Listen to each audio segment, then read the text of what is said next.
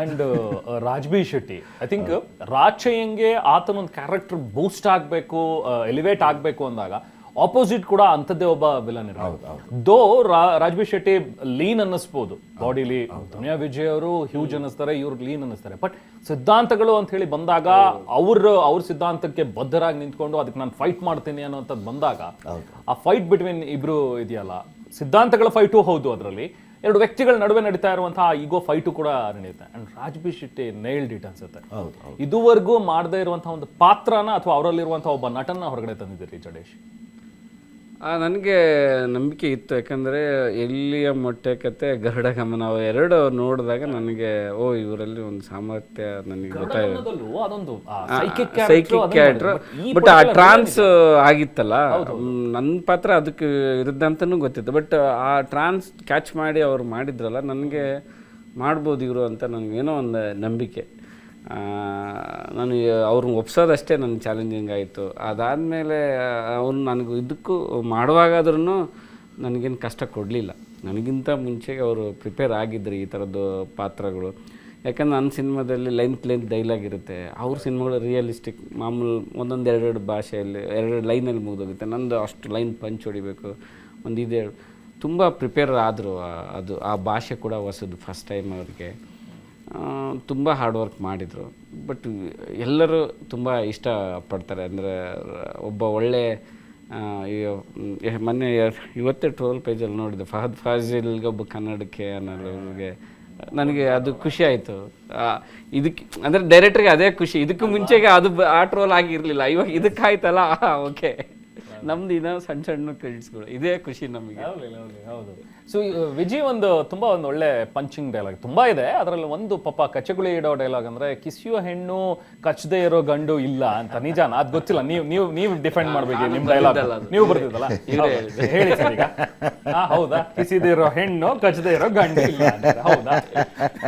ಇಲ್ಲ, ಹೆಣ್ಮಕ್ಳು ನಕ್ರೆ ಚಂದ, ಗಂಡು ಮಕ್ಕಳು ಅವಾಗವಾಗ ಅಲ್ಲಲ್ಲಿ ಮನೇಲಿ ಕಚ್ತಾ ಇರ್ತಾರಲ್ಲ, ಅದು ರೂಢಿಯ. ಸ್ಕ್ರೀನ್ ಮೇಲೆ ತುಂಬಾ ಚೆನ್ನಾಗಿ ಹೇಳ್ಬಿಟ್ರು, ಇಲ್ಲಿ ನಾಚಿಕೆ ವಿಜಯ್ ಅವರಿಗೆ ಆಮೇಲೆ ಹೇಳುವಾಗ. ಕ್ಯಾಮ್ರಾ ಆನ್ ಆಯ್ತು ಅಂದ್ರೆ ಅದು ಏನ್ ಮ್ಯಾಜಿಕ್ ಆಗುತ್ತೋ ಗೊತ್ತಿಲ್ಲ.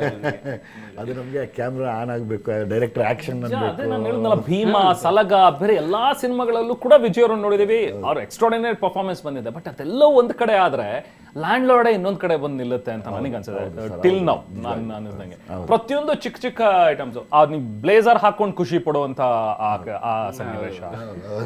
ಒಬ್ಬ ಶ್ರಮಿಕ, ಅವ್ನ್ ಯಾವಾಗ್ಲೂ ಕೂಡ ಕೊಳೆ ಆಗಿರುತ್ತೆ, ಬಟ್ಟೆ ಮಣ್ಣಿಂದ ಕೂಡಿರುತ್ತೆ. ಯಾಕಂದ್ರೆ ಮಣ್ಣಿನ ಮಕ್ಕಳು ನಾವೆಲ್ಲರೂ ಕೂಡ ಶ್ರಮಿಕರು. ಅದ್ರ ಮೇಲೊಂದು ಅವನ್ ಬ್ಲೇಸರ್ ಅಂತ ಬಿದ್ದಾಗ ಆತನಿಗೆ ಆಗುವಂತ ಒಂದು ಖುಷಿ, ಅದು ಒಂಥರ ಹಿಂಗ್ ಹಾಕೊಂಡು ಹಿಂಗ್ ಮಾಡೋದು ಎಲ್ಲ ನನಗೆ ನಾವೆಲ್ಲ ಹೇಳ್ಕೊಡಕ್ ಆಗಲ್ಲ. ಹಾಕೊಳ್ಳಿ ಸರ್ ಅಂತ ಹೇಳ್ಬೋದು ಅಷ್ಟೇ. ಅದು ಆ ಪಾತ್ರ ಹಾಕೊಂಡಾಗ ಹೇಗೇನದು ಆ್ಯಕ್ಚುಲಿ ಲಾಸ್ಟ್ ಡೇ ರಾಚಯ್ಯ ಪಾತ್ರ ಮುಗಿದಾಗ ತುಂಬ ಎಮೋಷ್ನಲ್ ಆಗಿಬಿಟ್ಟಿದ್ರು ಸರ್. ಅವ್ರನ್ನ ಅಷ್ಟು ಆವರಿಸ್ಕೊಂಡ್ಬಿಟ್ಟಿತ್ತು ಆ ಪಾತ್ರ. ಹತ್ಕೊಂಡವ್ರೆ ಮನೆಗೆ, ಹತ್ಕೊಂಡು ನನ್ನ ನಿತನ್ಯ ಇದ್ದ ಜೊತೆಯಲ್ಲಿ ಕಣ್ಣಲ್ಲಿ ಹಂಗೆ ನೀರು ಹಾಕ್ಕೊಂಡು, ಇಷ್ಟೇಮ್ಮ ಒಬ್ಬ ನಟನಿಗೆ ಬೇಕಾಗಿರೋದು ಇಷ್ಟೇಮ್ಮ, ನಾನು ನಟನೆ ಕಲಿತಾ ಇದ್ದೀನಿ, ಆದರೆ ಈ ಪಾತ್ರ ಮತ್ತೆ ಮಾಡೋಕ್ಕಾಗಲ್ಲ. ಎಷ್ಟೋ ಜನಗಳ ನೋವು ಮತ್ತು ಕೂಗನ್ನ ನಾನು ಮಾಡಿದ್ದೀನಿ, ಇನ್ಮೇಲೆ ಅದಿಲ್ವಲ್ಲಮ್ಮ ನನಗೆ, ಮತ್ತೆ ಅದನ್ನು ಇದೇ ಲ್ಯಾಂಡ್ ಲಾರ್ಡ್ನ ಮಾಡಲ್ಲ. ನನಗೆ ಯಾವಾಗ ಇದೊಂದು ಫೀಲ್ ಆಗುತ್ತೆ ಕೆಲವು ಪಾತ್ರಗಳು ಮಾಡಿದಾಗ ಅಂತ. ಇನ್ ಸಿನಿಮಾಗೆ ಲ್ಯಾಂಗ್ವೇಜ್ ಸೆಲೆಕ್ಟ್ ಮಾಡಿದ್ದು ನೀವು ಪೂರ್ತಿ ಆ ಕೋಲಾರ ಭಾಗದ ಲ್ಯಾಂಗ್ವೇಜ್, ನಿಂಕ ನಂಕ, ಅದು ತುಂಬಾ ನಮ್ಮಲ್ಲೂ ಕೆಲವರು ಕಲೀಗ್ಸ್ ಇದ್ದಾರೆ, ಅವ್ರ ಜೊತೆ ಮಾತಾಡುವಾಗ ನಮ್ ಕರ್ನಾಟಕದ ಸೊಗಡೆ ಅದು. ಒಂದು 100 ಕಿಲೋಮೀಟರ್ಸ್ 50 ಕಿಲೋಮೀಟರ್ಸ್ ದಾಟಿದ ತಕ್ಷಣ ನಮಗೆ ಬೇರೆ ಬೇರೆ ರೀತಿಯಾದಂತಹ ಸ್ಲ್ಯಾಂಗ್ಗಳು ಸಿಗುತ್ತೆ. ಸೊ ಈ ಸ್ಲ್ಯಾಂಗ್ ಅನ್ನ ನೀವು ಬಳಸಿದ್ರಿ. ಆಕ್ಚುಲಿ ನನಗೆ ಪರಿಚಯನೇ ಇಲ್ಲದ ಬಟ್ ಧೈರ್ಯ ಏನೋ ಒಂದು ಮಾಡಬೇಕು ಹೊಸದು ಅಂತ. ಅದ್ರಲ್ಲಿ ಅರ್ಧ ಈಸಿ ಸಾರ್ದು ಸ್ವಲ್ಪ ಅದೇ ಲ್ಯಾಂಗ್ವೇಜ್ ಆಗಿರೋದ್ರಿಂದ, ಅದ್ರದ್ದು ದಾಟಿ ಎಲ್ಲ ಆಗಿರೋದ್ರಿಂದ ನನಗೆ ಅದು ಅನುಕೂಲ. ಸ್ವಲ್ಪ ಅಲ್ಲ, ಪೂರ್ತಿ ಅದೇ ಲ್ಯಾಂಗ್ವೇಜ್. ತಲೆಗಳು ಉಳ್ಳೋತವೆ ಅಂತ ಇನ್ನುಳಿದವ್ರಿಗೆ. ಸೊ ಅದಕ್ಕೋಸ್ಕರ ಮಂಜು ಅಂತ ಒಬ್ಬ ನಾನು ಅದು ಭಾಷೆಗೆ ಅಂತಲೇ ಇಟ್ಕೊಂಡು ಪ್ರತಿ ಹಂತದಲ್ಲೂ ಜೊತೆಗಿದ್ದು ಎಫರ್ಟ್ ಹಾಕಿದ್ರು. ಅಂದರೆ ಆ್ಯಕ್ಚುಲಿ ನನಗೆ ಸಾರು ಜಂಗ್ಲಿಯಲ್ಲಿ ಬಳಸಿದ್ರು, ಅದಾದಮೇಲೆ ಪುಷ್ಪದಲ್ಲಿ ಬಳಸ್ಬಿಟ್ರು. ನನಗೆ ಬೇಜಾರು ಅಲ್ಲಿನ ಅದೇ ಆಯಿತು. ಬೇರೆ ಲ್ಯಾಂಗ್ವೇಜ್ ಅವ್ರು ನಮ್ಮ ಲ್ಯಾಂಗ್ವೇಜ್ ಹಿಡಿದು ತೋರಿಸ್ತವ್ರೆ ಅಂದರೆ ನನಗೆ ಅದಕ್ಕೆ ಯಾವಾಗಲೂ ಚಾಲೆಂಜ್ ಇದೆ. ಅಲ್ಲ ಹಸ್ರನ್ ಬಂತು, ನಾವು ಯಾಕೆ ಮಾಡ್ತಾ ಇಲ್ಲ.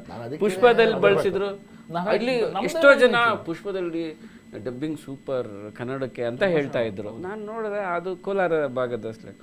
ನಾನು ಯಾಕೆ ಬಳಸಬಾರ್ದು, ನಮ್ಮೂರದ್ದು ಯಾರ್ಯಾರೋ ಬಂದು ಬಳಸ್ತಾ ಇದ್ದಾರೆ, ನನಗೆ ಮತ್ತೆ ಅದು ಟ್ರಿಗರ್ ಪಾಯಿಂಟ್ ಆಯಿತು. ನಾನು ಅದಕ್ಕೋಸ್ಕರ ಅಲ್ಲಿ ನಾನು ಅದಕ್ಕೇನೆ ಈಗ ಆ ಕೋಲಾರದ ಸಂಬಂಧಪಟ್ಟವ್ರ ಹತ್ರ ಮಾತಾಡ್ತಾ ಇದ್ದೀನಿ.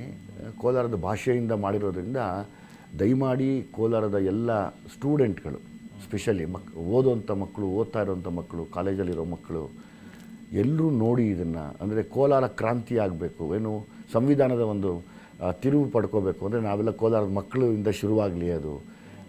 ಅಂದರೆ ಲೈಕ್ ಎಲ್ಲರೂ ಬಂದು ನೋಡಲಿ, ಎಲ್ಲ ವರ್ಗದವರು ಬಂದು ನೋಡಲಿ ಕೋಲಾರದಲ್ಲಿ ಅಂತ ಅದಕ್ಕೆ ಸಂಬಂಧಪಟ್ಟವ್ರ ಹತ್ರ ಮಾತಾಡ್ತಾ ಇದ್ದೀನಿ. ಇನ್ಫ್ಯಾಕ್ಟ್ ಅದಕ್ಕೆ MLA ಅವ್ರ ಹತ್ರ ಕೂಡ ಮಾತಾಡ್ತಾ ಇದ್ದೀನಿ. ಅವರು ಕೂಡ ಸಾಥ್ ಕೊಟ್ಟು ಮಾಡಿದ್ರೆ, ಈಗ ನಾವು ಕೋಲಾರ ಭಾಷೆ ಮಾಡಿರೋದಕ್ಕೆ ಕೋಲಾರದಲ್ಲಿ ಆಗಿರುವಂಥ ಎಷ್ಟೋ ನೋವಿನ ಕಥೆಗಳನ್ನು ನಾವು ಪ್ರತಿನಿಧಿಸಿ ನಿಂತಿದ್ದೀವಿ.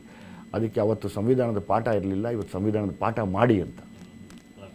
ರಾಜ್ ಬಿ ಶೆಟ್ಟಿ ಅವರು ಅದನ್ನ ತಗೊಳ್ಳೋದ್ರಲ್ಲಿ ಒಂದು ಸ್ವಲ್ಪ ಅವರಿಗೆ ಹೆಚ್ಚು ಸಮಯ ಹಿಡಿತು ಅಂತ ಅನ್ಸುತ್ತೆ. ಯಾಕಂದ್ರೆ ಕಂಪ್ಲೀಟ್ಲಿ ಸ್ಲ್ಯಾಂಗ್ ಬೇರೆ. ಈಗ ದುನಿಯೋಜಿ ಸರಿಗೆ ಅದರಲ್ಲೇ ಇರೋದ್ರಿಂದ ಅವ್ರಿಗೆ ಬರುತ್ತೆ, ಬೇರೆ ಆರ್ಟಿಸ್ಟ್ಗಳು ಕೂಡ ಕ್ಯಾಚ್ ಮಾಡ್ಬೋದು. ಬಟ್ ಅವರಿಗೆ ಸ್ಲ್ಯಾಂಗ್ ತುಂಬಾ ಡಿಫ್ರೆಂಟ್ ಇರೋದ್ರಿಂದ ನಿಜವಾಗ್ಲೂ ಅವರು ನನ್ಗೆ ಅದೊಂದು ಭಯ ಪಟ್ಟಿದ್ದು ವಿಚಾರ. ಆ್ಯಕ್ಟಿಂಗ್ ಬಗ್ಗೆ ನನಗೆ ಭಯ ಇರಲಿಲ್ಲ.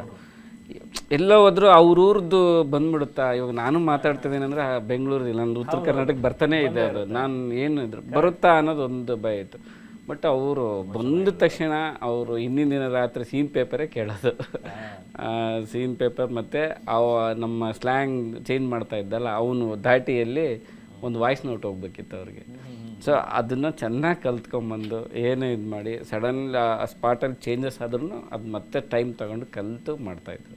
ಸೊ ಅದರಿಂದ ಸ್ವಲ್ಪ ಅಲ್ಲ ಆಲ್ಮೋಸ್ಟ್ ಅವ್ರು 99% ಅದನ್ನ ಅಚೀವ್ ಮಾಡಿ ತುಂಬಾ ಚೆನ್ನಾಗಿ ಅಚೀವ್ ಮಾಡಿದ್ರೆ ಅನ್ಸೋದಿಲ್ಲ. ಅದನ್ನ ನಾನು ಹೇಳಿದ್ದು, ಅವರು ಎಲ್ಲಿ ಆ ಥರದ್ದು ಏನಾದರೂ ಆಗತ್ತೆ ಅನ್ನುವಾಗ ಒಂದು ಸ್ಮೈಲ್ ಕೊಡ್ತಾರೆ, ಇಲ್ಲ ಒಂದು ಫೆರೋಷಿಯಸ್ ಲುಕ್ ಕೊಡ್ತಾರೆ, ಅಲ್ಲಿಗೆ ಮ್ಯಾಚ್ ಆಗ್ಬಿಡುತ್ತೆ. ಯಾರು ಅದನ್ನ ಹಿಡಿಯಕ್ಕೆ ಚಾನ್ಸೇ ಕೊಡಲ್ಲ.